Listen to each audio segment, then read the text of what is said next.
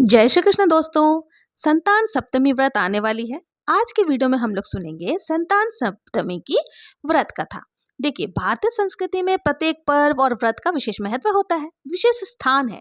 इन्हीं में से एक है संतान सप्तमी व्रत, जो माताएं अपने संतान की दीर्घायु, अच्छे स्वास्थ्य और उज्जवल भविष्य के लिए करती हैं। ये व्रत विशेष रूप से भाद्रपद मास के शुक्ल सप्तमी को मनाई जाती है। ये व्रत संतान की मंगल कामना, दीर्घायु और ऐसी मान्यता है कि इस व्रत के करने से संतान पर आने वाले संकट टल जाते हैं। तो चलिए संतान सप्तमी की व्रत कथा का श्रवण करते हैं। प्रेम से बोलिए भगवान शिव शंकर की जय। एक दिन महाराज युधिष्ठिर ने भगवान श्री कृष्ण से कहा, हे प्रभु, कोई ऐसा उत्तम व्रत बतलाइए जिसके प्रभाव से मनुष्य के अनेकों सांसारिक कलेश दुख दूर होकर वे पुत्र और पौत्रवान हो जाए। यह सुनकर भगवान श्री कृष्ण बोले, हे राजन, तुमने बड़ा ही उत्तम प्रश्न किया है। मैं तुमको एक पौराणिक इतिहास सुनाता हूँ, ध्यान पूर्वक सुनो। एक बार लोमश ऋषि ब्रजराज की मथुरापुरी में वसुदेव जी के घर गए। ऋषि राज को आया हुआ देखकर वे दोनों अत्यंत प्रसन्न हुए और उनको उत्तम आसन पर बिठाकर उनका अनेक प्रकार से वंदन और सत्कार किया। फिर मुनि के चरणोदक से अपने घर और शरीर को पवित्र किया। वो प्रसन्न होकर उनको कथा सुनाने लगे। कथा को कहते हुए लोमश ऋषि ने कहा कि हे देवकी, दुष्ट दुराचारी पापी कंस ने तुम्हारे कई पुत्र मार डाले हैं, जिसके कारण तुम्हारा मन अत्यंत दुखी है।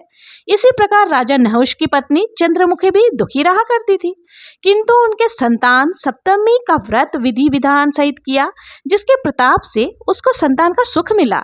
ये सुनकर देवकी जी ने हाथ जोड़कर मुनीश्वर से कहा, हे ऋषिराज, कृपा करके रानी चंद्रमुखी का संपूर्ण वृत्तांत और इस व्रत को विस्तार सहित मुझे बताइए, जिससे मैं भी इस दुख से मुक्ति पा सकूं। तब लोमश ऋषि ने कहा, हे देवकी, अयोध्या के राजा नहुष थे। उनकी पत्नी चंद्रमुखी अपने नाम के अनुरूप ही अत्यंत सुंदर और सुशील थी। उनके नगर में विष्णुगुप्त नाम का एक ब्राह्मण रहता था, जिसकी पत्नी का नाम भद्रमुखी था। वो भी अत्यंत रूपवती और सुंदरी थी। रानी और ब्राह्मणी में अत्यंत प्रेम और मित्रता थी। एक दिन वे दोनों सरयू नदी में स्नान करने के लिए गई। वहां उन्होंने देखा कि अन्य बहुत सी स्त्रियां सरयू नदी के किनारे स्नान करके निर्मल वस्त्र पहनकर एक मंडप में शंकर जी और माता पार्वती जी की मूर्ति स्थापित करके पूजा आराधना कर रही थी। रानी और ब्रह्माणी ने यह देखकर उन स्त्रियों से पूछा कि बहनों, तुम यह किस देवता की और किस कारण से यह पूजन कर रही हो? ये सुनकर स्त्रियां कहने लगी, हम संतान सप्तमी का व्रत कर रही हैं और हमने भगवान शिव और माता पार्वती जी का पूजन, वंदन, अक्षत आदि से षोडशोपचार विधि से पूजन किया है। यह सब इसी पुण्य व्रत का विधान है। ये सुनकर रानी और ब्रह्माणी ने भी इस व्रत को करने का मन ही मन संकल्प किया और फिर वे दोनों अपने घर वापस लौट आई। ब्राह्मणी भद्रमुखी ने तो व्रत को बहुत ही नियम पूर्वक करती रही, किंतु रानी चंद्रमुखी राजमद के कारण कभी इस व्रत को करती, कभी नहीं करती, कभी भूल जाती। कुछ समय के बाद दोनों की मृत्यु हो गई। अपने दूसरे जन्म में रानी बंदरिया और ब्रह्माणी ने मुर्गी का योनि पाई, परंतु ब्रह्माणी मुर्गी के योनि में भी कुछ नहीं भूली और भगवान शंकर तथा माता पार्वती का ध्यान करती रही। उधर रानी बंदरिया की योनि में भी सब कुछ भूल गई। कुछ समय के बाद दोनों ने यह देह भी त्याग दी। अब इनका तीसरा जन्म हुआ, फिर से मनुष्य योनि में हुआ। उस ब्रह्माणी ने एक ब्राह्मण के कन्या का रूप में जन्म लिया और उस ब्राह्मण कन्या का नाम भूषणा देवी रखा गया तथा विवाह गोकुल निवासी अग्निशील ब्राह्मण से कर दिया गया। भूषणा देवी इतनी सुंदर थी कि वो आभूषण रहित होते हुए भी अत्यंत खूबसूरत लगती थी। यहाँ तक कि कामदेव की पत्नी रति भी उसके सम्मुख लजाती थी। भूषणा देवी के अत्यंत सुंदर सर्वगुण संपन्न चंद्रमा के समान धर्मवीर, कर्मनिष्ठ, सुशील स्वभाव वाले 8 पुत्र हुए।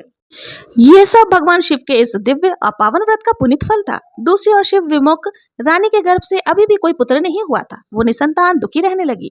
रानी और ब्रह्माणी में जो प्रीति पहले जन्म में थी, वो अभी भी बनी हुई थी। रानी जब वृद्धावस्था को प्राप्त होने लगी, तब उसके गूंगा, बहरा और बुद्धिहीन अल्पायु वाला पुत्र प्राप्त हुआ। वो भी 9 वर्ष की आयु में क्षणभंगुर संसार को छोड़कर चला गया। अब तो वो रानी पुत्र शोक से अत्यंत दुखी और व्याकुल रहने लगी। देव योग से भूषणा देवी ब्रह्माणी रानी के यहाँ अपने पुत्रों को लेकर पहुंची। रानी का हाल सुनकर उसे भी बहुत ज्यादा दुख हुआ, किंतु उसमें इसका क्या वश था? कर्म और प्रारब्ध के लिखे हुए को तो स्वयं ब्रह्मा जी भी नहीं मिटा सकते। रानी कर्मठ थी, अपने संकल्प को भूल गई थी, इसी कारण उसे दुख भोगना पड़ा। इधर रानी ब्रह्माणी के इस वैभव और ठाट बाट को और 8 पुत्रों को देखकर उसे मन ही मन ईर्ष्या करने लगी। उसके मन में पाप उत्पन्न हो गया। उस ब्रह्माणी ने रानी को दुख शोक में देखा और उसको दूर करने के लिए अपने 8 पुत्रों को रानी के पास छोड़ दिया। रानी ने पाप के वशीभूत होकर उन ब्राह्मण पुत्रों को हत्या करने के उद्देश्य से लड्डू में विष मिलाकर उन सभी को खिला दिया, परंतु भगवान शंकर और माता पार्वती जी की कृपा से एक भी बालक की मृत्यु नहीं हुई। ये देखकर रानी को अत्यंत आश्चर्यचकित हुआ और इस रहस्य का पता लगाने के लिए उसके मन में ठान ली। इधर भगवान की पूजा से निवृत्त होकर जब भूषणा देवी रानी के पास आई तो रानी ने उससे कहा कि मैंने तुम्हारे 8 बालकों को जहर लड्डू में मिलाकर खिलाए, लेकिन इनमें से एक को भी कुछ नहीं हुआ। तुमने ऐसा कौन सा दान पुण्य या व्रत किया है जिसके कारण तुम्हारे पुत्र नहीं मरे और तुम नित नए सुख भोग रही हो? तुम्हारा तो बड़ा सौभाग्य है। इसका भेद तुम मुझे निष्कपट होकर समझाओ, मैं तुम्हारी बड़ी ऋणी रहूंगी। रानी के ऐसे दीन वचन सुनकर भूषणा ब्राह्मणी कहने लगी, सुनो, तुमको 3 जन्म का हाल कहती हूँ, सो ध्यान पूर्वक सुनना।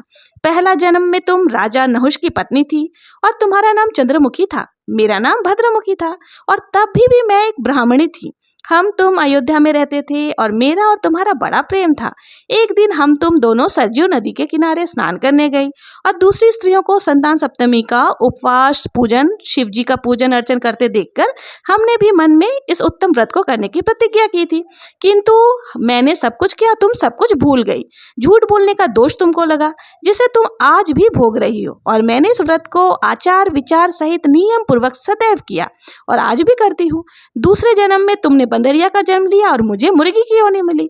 भगवान शंकर की कृपा से इस व्रत के प्रभाव तथा भगवान को इस जन्म में भी मैं नहीं भूली और निरंतर उस व्रत को नियम अनुसार करती रही।